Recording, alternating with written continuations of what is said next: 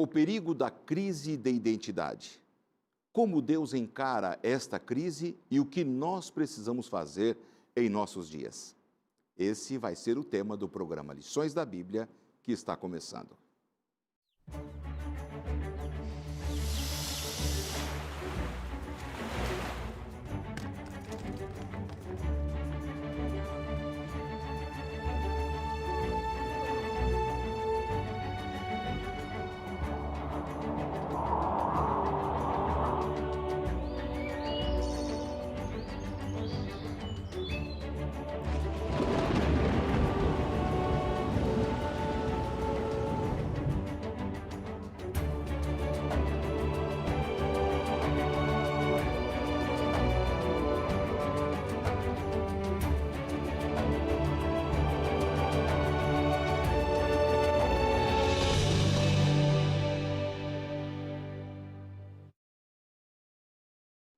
Olá, amigo da Novo Tempo, está começando o programa Lições da Bíblia, este programa semanal aqui pela TV Novo Tempo, que sempre procura abrir a Palavra de Deus e estudarmos juntamente com vocês, telespectadores, temas específicos e importantes desse livro sagrado.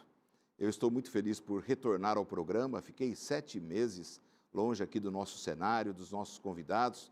Esse período de pandemia trabalhamos de uma forma um pouco diferente, especialmente porque eu moro bem distante agora da Rede Novo Tempo de Comunicação, quase 600 quilômetros. Então, para vir, tive que pensar bem e montamos uma estratégia aqui com a direção da Novo Tempo para que pastores amigos me substituíssem aqui ao longo de 2 temporadas. E eu quero agradecer a cada pastor que passou por aqui, conversou com você e apresentou a palavra de Deus com os nossos convidados. Muito obrigado mesmo, do fundo do nosso coração. E obrigado a você por sempre dar esta audiência importante ao programa. Neste programa, nós estamos começando a primeira temporada de 2021 com um tema extraordinário que vai ser o estudo do livro de Isaías. Mostro aqui o nosso manual para você. O tema geral vai ser Consolo para o Povo de Deus. O livro de Isaías é extraordinário. Se você não tem este manual, eu te incentivo a entrar aí no site da Casa Publicadora Brasileira, está aparecendo na sua tela, e aí no site você poderá encomendar, comprar o seu manual, porque é muito legal ter o manual nas mãos, porque você passa a entender melhor o que está sendo conversado, a nossa conversa vai fazer mais sentido para vocês aí, tá bom? Então está dada a dica, nosso novo manual e o tema de Isaías extraordinário. Nós vamos começar aqui com o pé direito, como a gente diz, nós não somos supersticiosos, não somos nada, mas eu vou usar esse termo aqui. Vamos começar com o pé direito, com 2 amigos convidados, pastores e professores universitários. Pastor Moisés Sanches Júnior, obrigado pela sua participação e pela sua presença com a gente. Obrigado você, Laerte, é um prazer estar de novo aqui com vocês. Que maravilha. Já, no segundo bloco, eu vou conversar um pouco mais sobre o que ele faz. Ele trabalha no NASP, e vai dizer um pouco sobre a sua carreira e o que ele está fazendo por lá. Juntamente com o pastor Moisés Sanches Júnior está o pastor Wanderson Paiva, que é uma alegria também recebê-lo. O pastor Wanderson também trabalha no NASP, campus Hortolândia, e no terceiro bloco a gente vai conversar um pouquinho sobre seus projetos, o que ele tem feito ali nesse lindo campus universitário do UNASP ali em Hortolândia. E quero começar dizendo que eu sou amigo de juventude dessas 2 figuras aqui. Já vivemos bons momentos juntos, maus momentos juntos. Só bom. Só bons, né? Maus assim, porque tudo é bom nesse mundo, né? Sempre tem um pouquinho de mal também. E foi uma alegria a minha juventude ter a amizade desses 2 colegas que cantamos juntos e vivemos juntos no mesmo campus. Jogamos dominó juntos. Jogamos dominó juntos, na época da juventude, né? Quando a gente tinha um tempinho, né?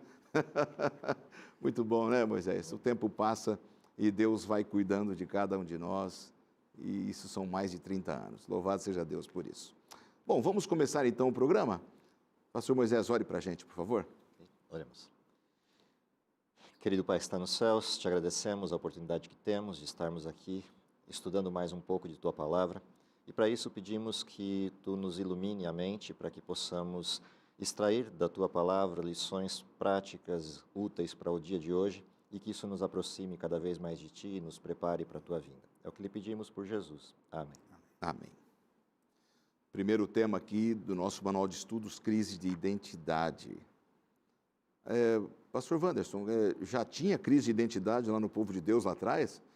Como é que a gente pode entender esse tema aqui? Por incrível que pareça, já tinha, né? E a crise de identidade, ela existe sempre quando a gente pensa que está fazendo uma coisa, quando na verdade faz outra. Ou quando você faz uma coisa com uma intenção e na verdade tem outras coisas por trás. Talvez a pior crise que existia naquela época e que se repete ainda hoje é essa crise de eu não saber quem eu sou e a quem eu pertenço, né? A nossa lição traz aí na introdução uma coisa muito sintomática, né? E a introdução do livro de Isaías também diz isso. Se o gado come num determinado lugar, quando acaba de comer, ele sabe que volta para um curral porque ele sabe para onde voltar, né? Existem uns bichos que se perdem um pouco, né? Uma vez eu tive uma cachorrinha, um cocker, né? O cocker é lindo, mas ele não sabe voltar para casa. Ele se perde. A primeira casa que ele encontra, ele entra, né? E às vezes a gente é meio cocker, assim. A gente não sabe a quem a gente pertence, né? Uhum. A cachorra que eu tenho hoje, por exemplo, ela não tem dúvida. Ela sabe exatamente como voltar para casa. Então, é diferente. Às vezes a gente tem uns exemplos tão positivos na vida dos animais e a gente, como ser humano, a gente sabe, mas a gente quer ficar longe, né? A gente não quer voltar para casa. Talvez essa seja a crise maior de identidade daqueles dias e acontece hoje também. Perfeito. E, Moisés, você gosta muito dessa parte de contexto histórico, né? Isso é bastante importante. A história de Israel, assim, do povo de Judá, sempre foi uma história cíclica, né? De altos e baixos, né? Como você vê essa questão da crise de identidade também? Se você avalia isso do ponto de vista histórico, nenhuma crise de identidade acontece da noite para o dia. Então, se você observa a história de Israel, vou pegar um pedaço dela, a partir de Israel voltando-se para Deus e dizendo, olha, não queremos mais o Senhor como rei, queremos um rei como os outros povos têm. E nesse momento eles mudam sua identidade de um povo, na sua essência, teocrático, para agora viver dentro de um modelo de reinado. Daí para frente, o que a gente vê paulatinamente acontecendo é que o espelho de comparação, ou seja, a referência de Israel, deixa de ser Deus e passa a ser um ser humano, que se está com Deus, reflete em Israel a identidade desse Deus e a identidade de sua origem. Se distancia de Deus, e aí você vai vendo em cada um dos reis esses modelos diferenciais de altos e baixos acontecendo, mais baixos do que altos, na história de Israel e depois na cisão Israel com o Reino do Sul e o Reino do Norte, o que você vê é um distanciamento paulatino que mostra a decadência de um povo que já não sabe mais de onde veio, não sabe quem é, não sabe para onde está se dirigindo e nem por quê. Ou seja, eles perderam a referência completa daquilo para o qual eles foram chamados, foram conduzidos, foram formados. Você está falando aí, eu estou lembrando da história de Israel no tempo de Saul, o primeiro rei de Israel, né? E, puxa, eles tinham tido toda a direção de Deus, né, Wanderson? Mar Vermelho, maná, tantas experiências com Deus ali. Aí, não, a gente quer um rei. Então, o Moisés quer o Senhor, a gente quer o rei. Moisés estava falando, eu lembrei que talvez seja um dos versos mais tristes da Bíblia, né? Samuel inconformado, fazendo uma oração para Deus, dizendo assim, eu não consigo entender. Uhum. Samuel diz assim, eu não consigo entender, Senhor. O Senhor não tem como não entender? O Senhor não tem como, assim, ó. Faz de conta que você não entendeu? Faz de conta que o Senhor não entendeu e não atende o povo, porque é um trecho muito triste da Bíblia, quando o povo é como se ele rejeitasse, né? Rejeitasse a Deus como o seu rei, como o seu soberano, né? E também rejeita todo um plano, né? Porque Deus gostaria que o seu nome fosse conhecido por toda a terra através daquele povo. Então, a nação prosperaria e as pessoas passariam pelo território de Israel e diriam, mas como vocês são tão prósperos? Por que essa nação é tão rica? Quem governa? E eles então diriam, quem governa é Deus. E aí Deus se tornaria conhecido pela prosperidade do seu povo. Quando o povo rejeita isso, Moisés diz bem, talvez aqui comece a crise de identidade, porque eles já não tinham certeza se queriam continuar pertencendo a E aí Deus faz uma porção de advertências assim, ó, vocês vão receber um rei, mas ele vai cobrar os impostos, ele vai para a guerra, ele vai levar os seus maridos, ele vai levar, vocês vão perder posses, ele vai cobrar muito de vocês vão ter que fazer alianças com outros. Ainda assim vocês querem? Ainda assim a gente quer. Quer dizer, é uma questão de escolha, né? E a escolha é tão cruel nessa história. Moisés, por que você acha, na sua ótica, assim, né, com a tua experiência de vida, que será que o ser humano é desse jeito? Entendeu? Porque estava dando tudo certo na direção de Deus, né? Estava dando tudo certo. Não. A gente quer ser igual a eles. A gente uma não quer terra ser conquistada, né? De graça. Exatamente. Existe uma questão primária em tudo isso. Eu fiz a história só até Saul. Mas se a gente quiser, de fato, ser honesto com a crise de identidade, a crise de identidade acontece aos pés de uma árvore. Quando eu abdico de Deus e eu escolho não ser mais filho dele. Nesse exato momento que o pecado se instala, daí para frente você tem um ser humano que vive um dilema. Se eu disser que Deus é meu Senhor, isso é escrito com todas as letras. Ele não é só o paizão, ele não é só o amigo, ele não é só o sujeito com quem eu converso, ele é aquele que define a verdade.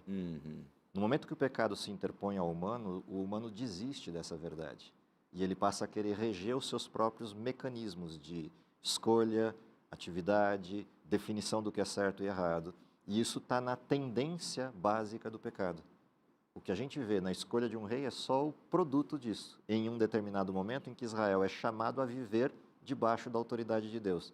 E aí ele percebe que se vive debaixo dessa autoridade, a minha autoridade já não vale tanto. E aí fica assim, sigo eu, os meus interesses, ou sigo Deus? Eu sigo de Deus. E os interesses dele. Que dilema, é um dilema do pecado, né? Como Moisés falou, começou lá no pé daquela árvore do conhecimento do bem e do mal, onde toda a tragédia humana começou, né? Quer dizer, começou quando ela decidiu viver por ela, né? Da cabeça dela, né? Cabeça de Eva. E eu acho que esse é o nosso dilema também, né? Hoje, a gente que vive nos dias de hoje, a gente querer viver independente de Deus. Eu não sei vocês, mas eu estou meio incomodado com a rede social. A gente olha a rede social A, é o cara com achismo. A rede social B, achismo. É pouco da palavra de Deus, pouco do que Deus quer para a gente. É porque eu acho isso, eu acho aquilo. Vamos parar com isso. Isso já cansou, né? A gente tem que ir pelo assim diz o Senhor, né? Vai lá. Toquei na caixa de abelha agora. Tocou nas duas caixas, porque você tocou na caixa de abelha como professor e você tocou na caixa de abelha como referência pastoral. Sim.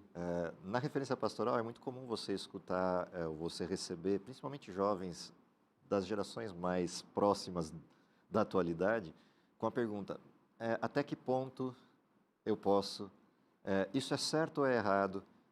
Por que isso é certo ou errado?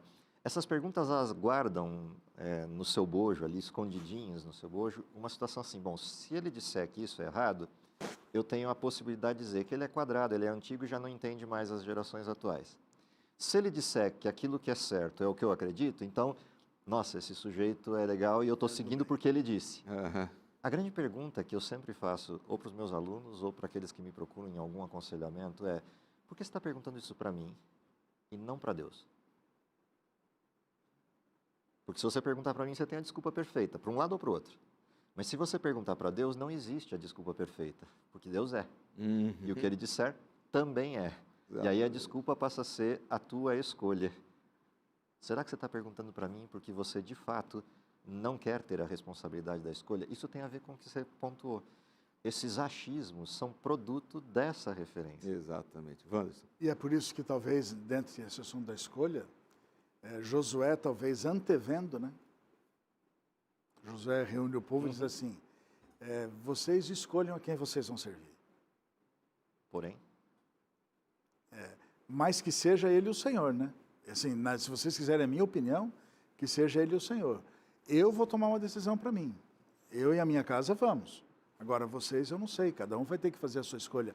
Mas veja que Josué faz isso depois que a terra já tinha sido conquistada, no final da vida dele. Eles já estavam no lugar que eles queriam. E ainda assim, havia uma crise de identidade, já. Eles haviam presenciado todos os milagres, né? Haviam visto a maravilha do poder de Deus, mas havia uma crise. Será que é isso mesmo que eu quero para mim? E isso a gente pode trazer para hoje, né? Deus está presente com a gente. O milagre da vida, o milagre da gente estar aqui, você viajou, a gente também viajou, a gente saiu cedo, né? A gente poderia ter tido um acidente, mas Deus permite que a gente esteja aqui. Então, quando você olha isso tudo, por que não escolher? Porque essas coisas não são simplesmente só coincidências, né? E a grande pergunta é, falam, né? Por que não escolher? A mesma indignação que a gente tem com o povo, talvez Deus tenha com o povo de hoje. A gente diz assim, mas por que eles não escolhem? Por que, né? Estava tudo tão bom, está tudo tão bom, por que você não escolhe? Eu acho que é a mesma condição. Tem um ponto aí que é interessante na base da tua pergunta e nessa conexão aí, por que não escolhe, né? Quando a gente olha a referência bíblica, eu estava até comentando com o Wanderson há pouco, existem duas palavras que aparecem, principalmente nesse contexto de Isaías, que é a questão dos oráculos, sem nenhum misticismo nessa palavra, mas assim, a questão dos oráculos e a questão dos juízos, ou seja, um depositário fiel da verdade e a consequência evidente, óbvia, de eu não reconhecer a verdade. Todo esse conjunto de elementos que vão relativizando as coisas e, consequentemente, deslustrando ou até perdendo completamente a identidade, eles nascem dessa essência. Ou seja, chega um momento que eu me deparo com a verdade, mas eu quero criar a minha verdade, e não a verdade que já está posta.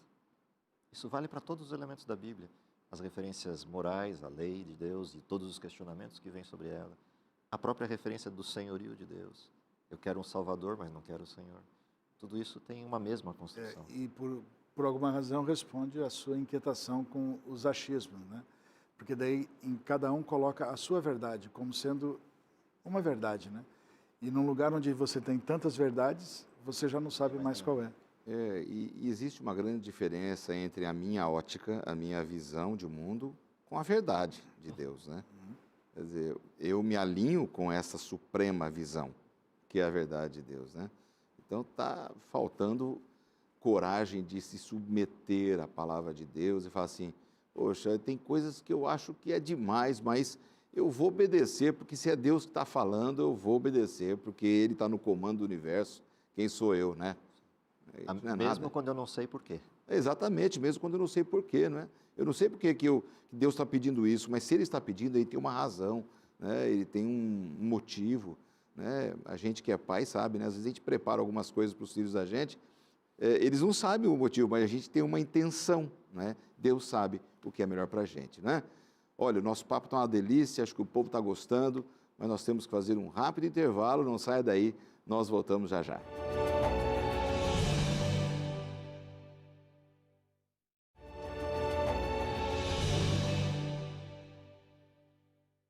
De volta com o programa aqui, Lições da Bíblia. Obrigado porque você continua aí acompanhando a programação da Novo Tempo e o programa dessa semana.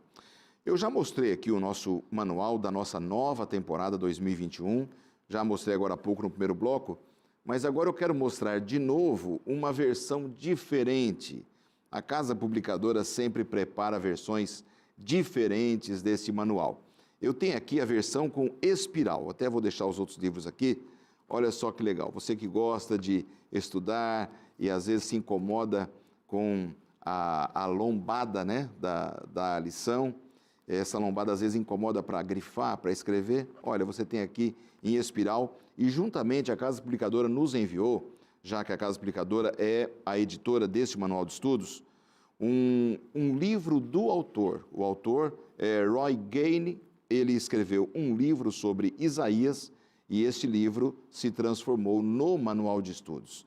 Também você pode encontrá-lo no site da Casa Publicadora Brasileira. Vai te ajudar muitíssimo no estudo da Bíblia e na compreensão do tema dessa temporada. E um último material são os comentários da autora norte-americana, que cremos inspirada por Deus, escreveu sobre temas importantes da Bíblia, Ellen White. Então, temos aqui um condensado dos textos de Ellen White para você ampliar os seus conhecimentos.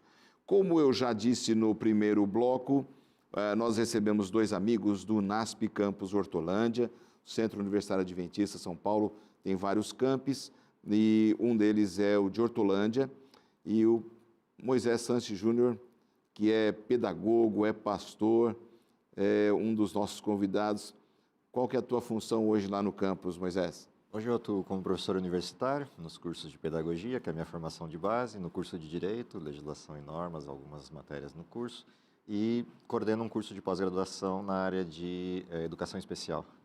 Ô, meu amigo, que joia, hein? Então você tem bastante coisa para brincar ali. Tem diversão para o ano inteiro.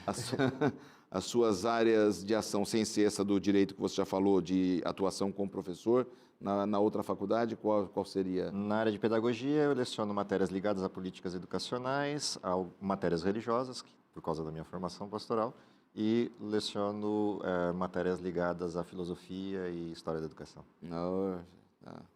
Tem muita coisa para brincar. Hoje o NASP Hortolândia tem mais ou menos quantos alunos ali? O Wanderson está com esse número atualizado, porque ele viu o último relatório. Entre a educação básica e o ensino superior, que vamos chamar dos nossos cursos regulares, né? A gente tem cerca, hoje, quando nós estamos gravando o programa aqui, mas a gente ora para que, quando o programa continue com esse número, mas a gente tem cerca de 5 mil alunos. Um bom entre número. A educação básica e o ensino superior. E aí, quando a gente juntar a escola de artes e a escola de esportes, aí esse número vai para mais de 6 mil alunos. Que maravilha. Um abraço a todos os amigos que trabalham nessa linda instituição. Temos vários amigos aí. Que Deus continue abençoando demais a todos vocês, alunos, professores, representados aqui pelos nossos 2 colegas, 2 amigos que representam vocês aí. Nós estamos começando a estudar o livro de Isaías, e o tema da primeira lição é crise de identidade. Estávamos falando o porquê das crises, por que a história de Israel era tão de altos e baixos, muito mais momentos baixos do que altos, por que eles escolhiam sempre seguir a sua própria intuição e não aquilo que Deus pedia. A gente já aplicou para os nossos dias, né? Temos, como seres humanos, também problemas semelhantes, né?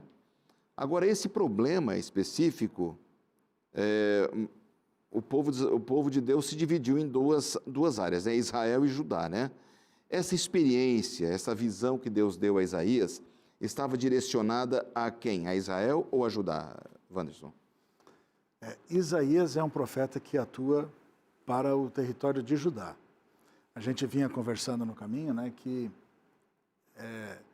existem mais profetas que se relacionam com o reino do norte, Israel, do que com o reino do sul. E uma das razões para isso é que o templo não tinha sido dividido, né? Não tinha ido parte do templo para o norte e parte para o sul. O templo tinha ficado. O templo tinha ficado em Jerusalém, que era o reino do sul. E parece que quanto mais distantes, isso talvez seja também uma outra lição importante, quanto mais distante do templo, mais chances eu tenho de ter uma crise maior de identidade, porque eu fico distante das minhas referências, né? Então você tem muito mais profetas chegando no Reino do Norte, chamando as pessoas a um arrependimento, do que no Reino do Sul. E também no templo estava o sacerdote, né? O sacerdote continuava dando o tom espiritual para o reino, mesmo que os reis não fossem bons, mas o sacerdote estava como um apoio, né? Só que isso não foi suficiente, porque Isaías chega com uma mensagem para o reino do sul, para o reino de Judá.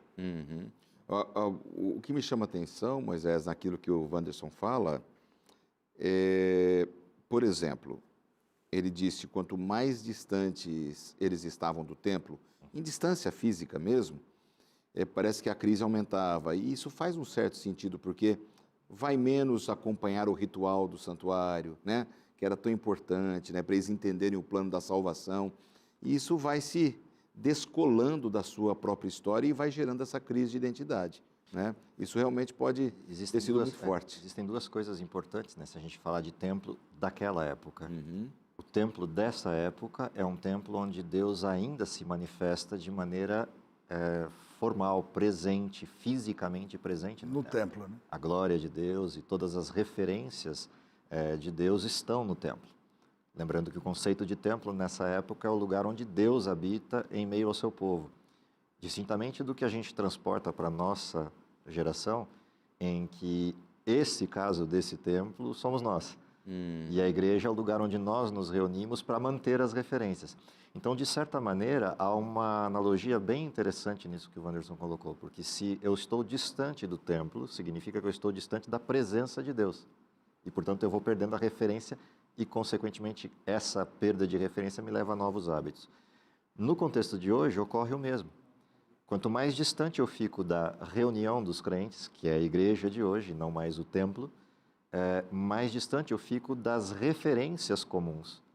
E eu perco não só a unidade da fé, mas eu perco a unidade daquilo que mantém o corpo de Deus como uma única estrutura. A sua mensagem, a sua identidade, a sua doutrina. É essa proximidade que nos permite a unidade e, consequentemente, mantendo a identidade. Sim, sim. A pedagogia tem um termo chamado tema paralelo, né? Dá para a gente fazer um tema paralelo aqui com esse momento de pandemia e distanciamento físico, né? Então, de alguma maneira, as pessoas obrigatoriamente se afastaram da igreja. A pergunta que fica é: esse distanciamento físico da igreja também se manifesta num distanciamento espiritual? Como é que a gente percebe isso? Você que acompanha o programa, você percebe que esse distanciamento físico também traz um distanciamento espiritual? Ou o distanciamento físico faz com que você continue do jeito que você estava? Às vezes as pessoas precisam dessa reunião, não é? Para manter a fé viva, para manter a troca de ideias, a troca das informações. E nesse sentido, talvez a lição nunca foi tão atual como nesse tempo. É verdade. E isso realmente acontece em nossos dias, né? Se vocês forem pensar mesmo de fato, e aí a gente percebe que não há diferença entre os seres humanos. Uma vez conversando com o professor Valdecir Lima, ele falou assim: qual que é a diferença entre nós e aqueles que nasceram na África? As crianças da África que estão passando fome, sede, né? Problemas de saúde. Aí ele disse: nenhuma, é que elas nasceram lá e a gente aqui, porque se elas tivessem nascido aqui e a gente lá, nós estaríamos passando pelos mesmos problemas delas. Então, realmente, os problemas da humanidade são muito semelhantes em todas as épocas, em todos os momentos históricos. E em nossos dias, eu creio que tem muito a ver com isso, sabe, Wanderson? A gente começa a se distanciar do templo, daquilo que a gente poderia receber de Deus como a adoração, a inspiração através de um louvor, de um estudo da Bíblia. A gente pode... testemunho, né? Testemunho. Das referências. Exatamente, né? Esses dias, conversando com uma pessoa, ela falou assim: acho que depois da pandemia eu não vou mais voltar para a igreja, eu vou assistir só pelo Zoom aí, pela transmissão, né? Que fazem aí pelas redes sociais. Olha, você até pode fazer isso, e não há problema nenhum você fazer isso, quando as situações te obrigam a fazer assim, como foi o caso da pandemia, ou o caso de uma enfermidade, uma pessoa que não pode mais ir à igreja por algum problema. Mas quando você tem condições e você, por decisão, fala: eu não vou, eu não quero, eu estou entrando numa crise de identidade como foi no passado. E o final disso a gente já sabe, é cativeiro, é perigoso. A gente tem que tomar cuidado, né? Você tocou num ponto, Laerte, que eu acho que resume tudo isso. É uma palavra. Todos os outros pontos são periféricos e você consegue substituir por qualquer outro elemento, seja ele virtual ou de distanciamento. Você consegue substituir o ensino, você consegue substituir o diálogo. Ou seja, a gente pode se falar via rede social, a gente pode inclusive se ver hoje pelas redes sociais e fazer uma live como todo mundo está fazendo. Ou seja, essas coisas periféricas você consegue substituir, mas tem uma que você não consegue. Chama-se adoração. O problema de Israel estava nessa questão. Eles perderam a referência de adoração. O problema do distanciamento, ou seja, do afastamento da igreja, ou naquela época do templo, é que você perde a referência de adoração. Adoração não é algo que eu faço no sentido de uma conversa e bate-papo de dentro de casa. Eu posso estudar a Bíblia dentro de casa com shorts, camiseta. Eu posso estudar a Bíblia sentado ou deitado na minha cama. Mas quando você fala em adoração, existe uma referência física, que é a percepção que eu tenho da santidade de Deus como soberano do universo. Isso é mais do que, por exemplo, só um ritual, como o próprio Guia de Estudos pontua. É mais do que só um formalismo de ir à igreja. Não, tem um aspecto aqui. Eu ilustro da seguinte forma: se você recebesse um convite hoje para visitar a maior referência de autoridade no sentido de história do mundo, eu vou pontuar como a rainha da Inglaterra. poucas pessoas, em termos históricos, guardam o que ela hoje guarda enquanto representação. Independente das discussões políticas, a representação é interessante.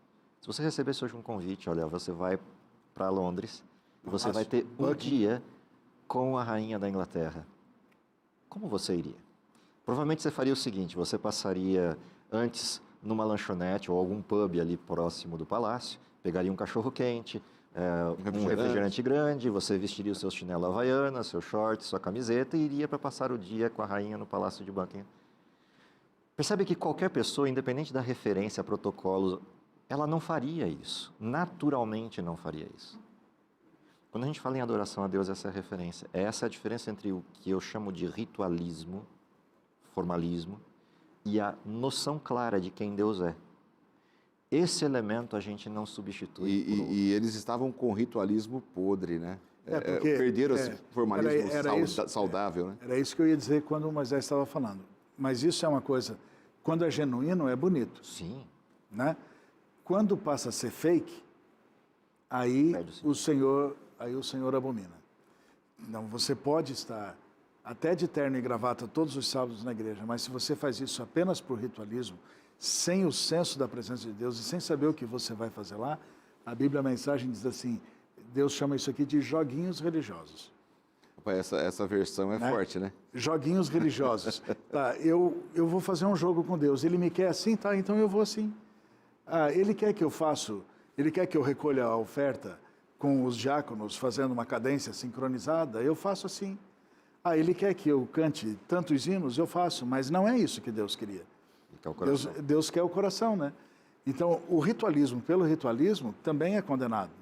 O formalismo pelo formalismo, a liturgia pela liturgia, agora, o senso da presença e o que me leva a fazer, o senso da presença de Deus e o que me leva a fazer as coisas para Ele, aí é diferente. É aí que está a diferença da pessoa que fala, não, mas eu posso ficar em casa. Sim, eu até acredito. Porque se a igreja era só um ritual, em casa é melhor. Porque em casa, pelo menos, eu estou concentrado no conhecimento. Na igreja eu estava no ritual. Agora, o problema é que quando eu faço isso, a resultante desse ficar em casa no médio prazo é a perda do elemento e compreensão de quem Deus é. Eu nivelo Deus, esse é o problema. Para a gente fechar esse ponto, que é muito importante, que a gente está conversando aqui com os nossos telespectadores, o problema não seria o ritual, o aspecto formalístico até de uma adoração, de uma liturgia. O problema é quando eu perco esse senso da presença de Deus. É o espírito. Né? O espírito. E quando eu faço só por fazer. Né? Esse negócio do fazer por fazer, perdeu o significado, você assume uma crise. E a gente, às vezes, é mestre nisso. A gente faz por fazer na reunião da igreja. Né? Exato. Mas durante a semana, a gente vive normalmente, né? A gente frauda no comércio, a gente faz uma outra coisa ruim ali, a gente não atende o pobre. Mas aí quando eu entro na igreja... Eu sou uma outra pessoa. Eu estou bem, eu faço o ritualismo, né? O ritualismo fake. Essa versão, a mensagem, ela fala de um aspecto até interessante, né?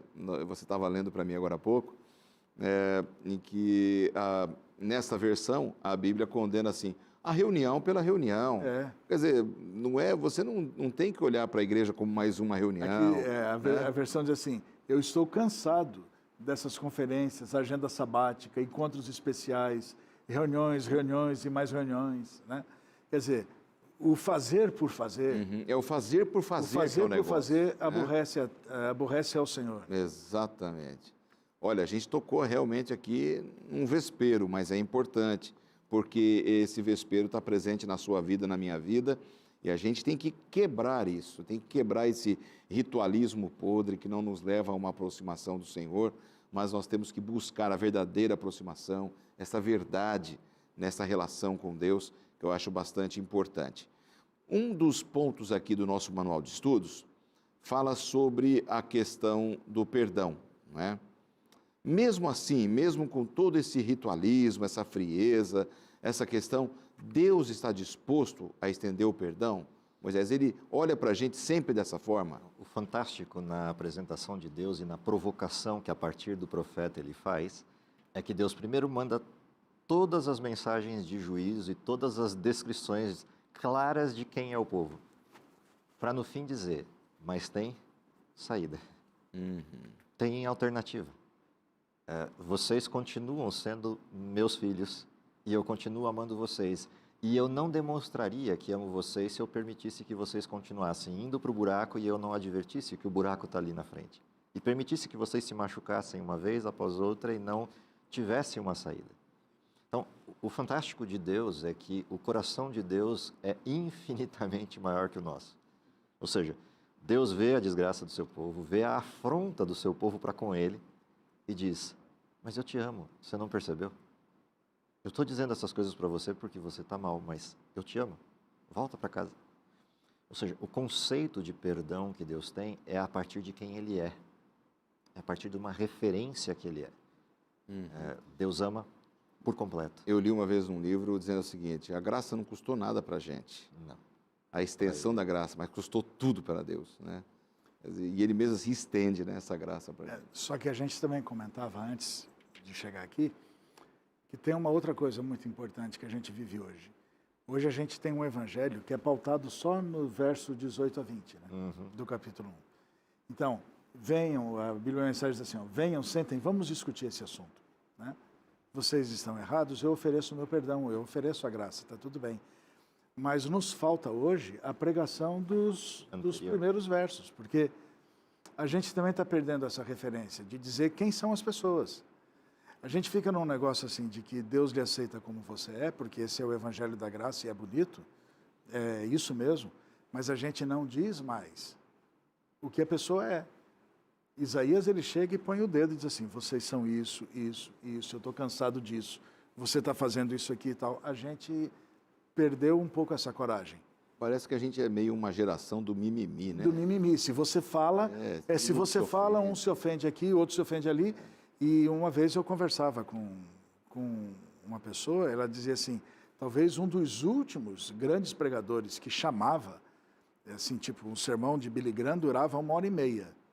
1 hora ele gastava falando o que o pecador é e não poupava palavras.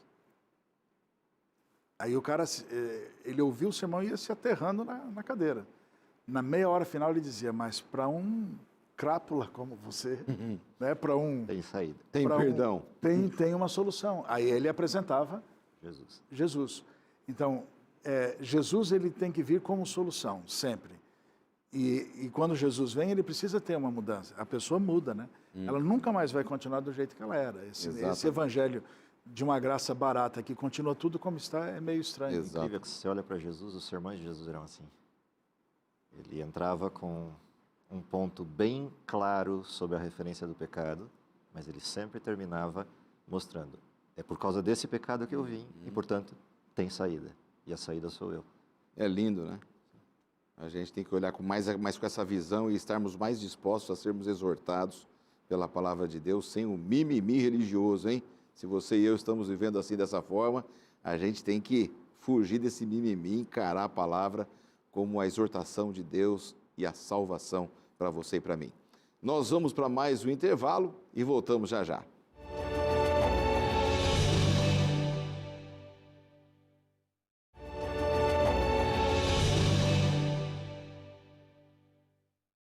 De volta com o último bloco do programa Lições da Bíblia dessa semana. No bloco anterior eu esqueci de falar para você que você é convidado pelo programa Lições da Bíblia a fazer um curso bíblico aqui com a Novo Tempo. Nós temos muitos cursos aqui na Novo Tempo. Durante muito tempo nós oferecemos para você um curso em papel, físico, mas de um tempo para cá nós estamos oferecendo um curso online. Esse curso, ele vai tocar muito no seu coração. É o curso Descobertas Bíblicas. Você vai então entrar em contato por este e-mail que está aparecendo aí na sua tela. Você pode telefonar, você pode entrar e solicitar também esse curso e você vai poder crescer no plano de Deus e no conhecimento da palavra de Deus. Vai ser uma alegria a Novo Tempo estudar a Bíblia com você e você com a Novo Tempo. Eu quero, nesse momento, relembrar a você que estamos recebendo 2 professores e pastores do Centro Universitário Adventista, o campus Hortolândia, Moisés Sanches Júnior e Wanderson Paiva. São 2 amigos e conversei no bloco anterior com o Moisés. E, Wanderson, você já está ali no campus Hortolândia. 17 anos e meio. Eu acho que eu não era nem nascido quando você chegou ali. Olha, ali você exerceu durante muito tempo, serviu a Deus na área da música, né, no conservatório musical, ali na Escola de Artes. Como é que tem sido essa experiência sua, tanto com a música quanto agora numa visão mais pastoral? A experiência com a música é uma experiência muito gratificante, porque o antigo IASP, né? Hoje o NASP Hortolândia, sempre foi um colégio com muitos talentos e muita referência, né? E muita profusão musical. Desde abril de 2019, eu aceitei esse desafio para ser o diretor espiritual do campus, né? E aí é um outro desafio, né? Diferente do desafio musical, é um caminho novo, mas as experiências têm sido muito enriquecedoras e a gente tem descoberto umas novas maneiras, né? De poder lidar com a área espiritual com os nossos alunos. Exato. Procurando entregar a eles alguma coisa que supra as necessidades deles, né? Tanto no internato como no externato. Exatamente. A gente deu ênfase aqui no Ministério da Música com o Wanderson, sem apagar o Ministério Pastoral, porque durante muitos anos 34, ele trabalhou, 34, né? Música, é compositor, é maestro, arranjador, alguns hinos cantados aqui pela Igreja Adventista e por alguns movimentos evangélicos são de composição dele, né? Então, temos aí uma carreira musical que não pode ser esquecida aí, né, Wanderson? E a carreira pastoral vem coroar aí o seu trabalho, o seu ministério. Está também em sala de aula, além de organizar as questões espirituais? Não, só cuido da área espiritual. Essa parte mais administrativa da área espiritual, né? Que excelente. Eu acho que uma curiosidade, talvez, se a minha memória não estiver tão ruim assim, tem um hino de um certo clube que, salvo engano, tem o dedo do Wanderson por aí, não tem? Ah, é? É o hino dos aventureiros. Ah, é verdade. O pessoal já deve ter cantado em algum momento. Somos aventureiros alegres. É, legal. Uma linda composição. Que bom. Parabéns aí pelo trabalho de vocês dois, o trabalho que vocês têm feito para Deus, para a igreja, buscando levar pessoas, né, numa proximidade com o Senhor Jesus, que é a razão, inclusive, do tema de estudo dessa semana. Parte final do nosso estudo aqui no programa Lições da Bíblia, a gente vai pensar no seguinte. O nosso manual de estudos, ele dá ênfase, né, começar com Moisés, depois vamos com o Wanderson para falar sobre uma parábola. Ele dá ênfase sobre a questão do livre-arbítrio, das escolhas. No contexto do estudo dessa semana, por que é tão importante a gente entender melhor essa questão do livre-arbítrio e das escolhas que fazemos? Sem entrar para um viés consequencialista ou até tendendo para alguns modelos teológicos complicados, né, como a teologia da retribuição, mas existe nessa questão do livre-arbítrio uma situação bastante prevalente, bastante comum na Bíblia, que é Deus se dirigindo a gente e dando a opção. Olha, tem 2 caminhos. Se você vier por esse caminho, eu vou descrever quais são as consequências e o que você vai enfrentar nesse caminho. Se você vier por esse caminho, você terá estas consequências e esses resultados. Nesse caminho aqui eu posso te ajudar porque eu estou contigo. Nesse caminho você escolheu outro líder para você, portanto você vai estar nas mãos dele e vai seguir as regras do jogo que ele definiu. E terá as consequências. E terá as consequências disso. A questão do livre-arbítrio é importante para a gente perceber que nós não podemos atribuir a Deus os efeitos colaterais das nossas próprias escolhas. Mas nós podemos colocar nas mãos de Deus a dependência e o cuidado, estando num mundo mal, daquilo que nos atinge. Então, há uma coisa muito importante no livre-arbítrio no mundo de pecado, que é a percepção de que Deus pode atuar na nossa proteção, naquilo que diz respeito ao resultado final, que é a salvação, e até com certa proteção àquilo que o mundo, de alguma forma, nos impacta. Embora ele tenha deixado claro que, estando no mundo, estamos numa guerra. Mas ele nunca deixou de mostrar o outro lado, para que eu possa fazer uma escolha plena. E eu acho que isso é fantástico em Deus. Diferente de Satanás, Deus não esconde o jogo. Satanás, ele só mostra um lado da realidade e não mostra o outro. E por isso a escolha livre é tão pertinente no modelo da redenção. Deus é legítimo em tudo. Exatamente. Legal, muito bem colocado aí. Wanderson, também a sua visão e o esquema aqui do nosso último tema, que vamos conversar juntos aqui a respeito desta parábola que encontramos cântico, aqui no nosso manual, o cântico, né? Eu acho que não vai dar tempo da gente ler, né? Pode ler sim. Pode ler. Esse cântico está relacionado, né, com o tema do livre-arbítrio. Então, na Bíblia, a mensagem que coloca isso numa linguagem um pouco mais simples, né, de compreensão, você pode acompanhar com a gente, é Isaías, o capítulo 5, os versos 1 a 7. Vou cantar um cântico para o meu amado, uma canção de amor a respeito de sua vinha. O meu amado tinha uma vinha linda e bem situada. Ele capinou o solo, arrancou o mato, plantou as melhores videiras. Construiu uma torre e um tanque de prensar uvas.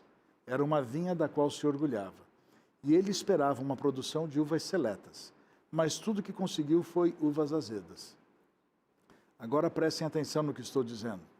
Vocês que vivem em Jerusalém e em Judá, o que acham que está acontecendo entre mim e a minha vinha? Lembram-se de alguma coisa que eu tenha feito a ela para que não produzisse o esperado? Se eu esperava uvas boas, por que só colhia azedas? Bem, vou dizer a vocês o que vou fazer com essa vinha. Vou arrancar a cerca e deixar que ela seja arruinada. Vou derrubar o portão e deixar que seja pisada. Vou transformá-la num terreno baldio. Os espinheiros e as ervas daninhas vão tomar conta. Vou dar ordem às nuvens. Não chovam sobre aquela vinha, nunca mais. E aí, como se ninguém tivesse entendendo nada, continua dizendo, vocês estão entendendo? A vinha do Senhor dos Exércitos de Anjos é a nação de Israel. Todos os homens e mulheres de Judá são o jardim do qual ele tinha tanto orgulho. Ele esperou uma colheita de justiça e observou que eles se matavam uns aos outros. Ele esperou uma colheita de equidade e só ouviu o gemido das vítimas. Ele só explicou o que era a parábola no último verso. Então, enquanto Moisés falava, eu fiquei pensando no que são os sonhos de Deus, né?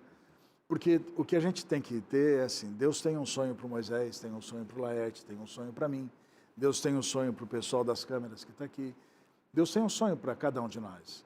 E talvez a maior tristeza no coração de Deus é ele ter sonhado uma coisa e a escolha da pessoa ter levado ele para um outro caminho, né? Eu, às vezes, já fiquei pensando assim, se Deus me der a alegria de estar no céu e poder conversar com ele, Senhor, o que o Senhor sonhou para mim e que eu não fiz? Em que eu te atrapalhei? Em quem eu atrapalhei. E Deus é tão fantástico, porque mesmo que eu escolha errado, Ele ainda constrói um novo sonho no caminho onde eu estou, para que eu continue realizando a sua vontade. Mas, assim, Deus tem um propósito, né? E esse texto diz que Deus tinha um sonho para Israel.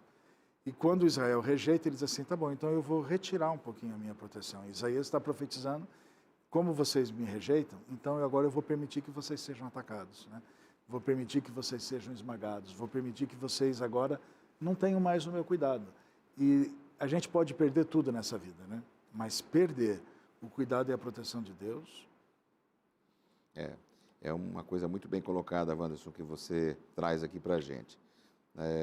A coisa mais importante é a gente não atrapalhar os planos de Deus, porque Ele tem planos, não é uma predestinação, não é que Ele já prescreveu um caminho que você vai até o final, não. O seu livre-arbítrio vai fazer com que você viva a plenitude da graça de Deus, das bênçãos de Deus, né, Moisés? Na realidade, esse é o ponto. O que Deus sonha para a gente é felicidade, se a gente quisesse resumir numa única palavra. Nenhuma dá conta de tudo, mas felicidade é uma boa palavra. Ele sonha isso. E a felicidade, ela tem elementos para a sua construção. Se eu vou desviando desses elementos, essa felicidade, ela vai literalmente se diluindo. Esfarelando, né? Exatamente. E Deus tenta reparar, Ele vai segurando as migalhas e põe de volta, dá uma nova ajustada, um novo modelo para ver se eu continuo feliz. O que mais me chama a atenção nessa parábola é uma frase dela, que é quando Deus diz, eu vou derrubar os portões. Ou seja, Deus pôr o pé na porta. Deus criou blindagens para que eu sofra um pouco menos num mundo desgraçado em que eu vivo. E eu insisto em pular o muro. Mas Ele vai quebrar para a provação chegar mesmo. Já que você quer pular tanto o muro, então eu vou facilitar a sua vida. Eu vou quebrar o muro, vou quebrar os portões. E assim, para concluir rápido, talvez aqui esteja o centro do título da lição, né? A crise de identidade. Deus não ia escolher as mudas ruins, né? Não. A Bíblia, o texto diz que ele escolheu as melhores mudas para produzir as melhores uvas. Mas o resultado foram uvas azedas. Azedas, né? Significa que eu tinha tudo para ter uma identidade, mas eu fiz uma escolha e apresentei outra identidade, né? Talvez essa seja o resumo da lição. A crise de identidade, aquilo que Deus colocou para mim e aquilo que eu entreguei. E aquilo que eu entreguei é fruto da minha indecisão e das escolhas que eu fiz, não escolhendo. Exatamente. Meus amigos, nosso tempo foi embora, viu? Eu queria ficar mais 1 hora aqui conversando com vocês, mas não dá, infelizmente. Quero agradecer a presença de vocês, agradecer aí ao Centro Universitário Adventista pela liberação desses 2 colegas profissionais, pastores, professores, pela disposição de viajar e estarem com a gente no programa dessa semana. Na semana que vem eles retornam, estarão com a gente de novo aqui no programa, sempre gravando 2 programas, cada convidado, cada dupla, né? Então, a semana que vem estarão com você mais uma vez e esperamos tirar lições lindas aqui da Palavra de Deus. Obrigado mais uma vez, obrigado pela sua audiência. Deus abençoe muito a você, sua vida, sua família e a sua vida espiritual. É o que nós desejamos todos para vocês e até a semana que vem, se Deus quiser. Até lá, um forte abraço a todos.